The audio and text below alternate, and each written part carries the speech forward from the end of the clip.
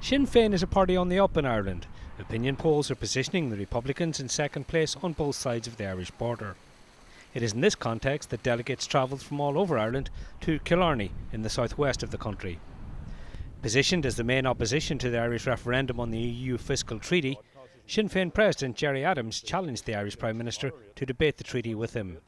This is a crucially important referendum. The Taoiseach clearly believes that people should vote yes. Well, then he should respect them. As the Taoiseach, he should come forward and put forward his reasons, and I will go forward and put forward the reasons why I believe and why Sinn Féin believes and people right across the European Union believe that it's a very, very good and positive and patriotic thing to vote no. Martin McGuinness, Northern Ireland's Deputy First Minister, used the conference to put forward an agenda of reconciliation with Northern Unionists. He recognised the rights of the 1 million people in Northern Ireland who claim British citizenship and said he'll continue to work towards mutual respect and understanding. This is not about trying to turn unionists into nationalists or to try and hoodwink people about our future intentions. The reality is that much hurt has been caused on all sides during the conflict, and indeed by the very imposition of partition itself. Political analysts see Sinn Féin as a party in transition, trying to appeal to the middle-class vote in the Irish Republic.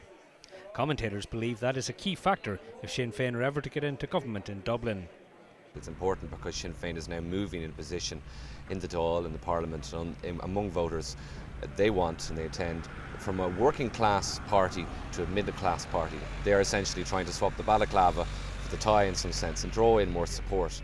Martin McGuinness told his party delegates that dissident Republicans who continue to use violence in Northern Ireland have no place and have achieved nothing.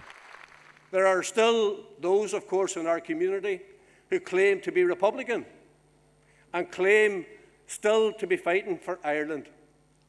These people claim they love our country, but clearly they don't love our people, as the murder of Ronan Kerr, a young GAA-loving police officer in April last year, showed.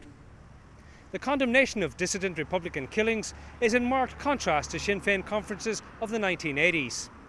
Economic and social issues now top the agenda, indicating how far the party has travelled in 2 decades. The question remains, is that transition enough to put Sinn Féin into power on both sides of the Irish border? Kevin McDermott, Press TV, Kerry.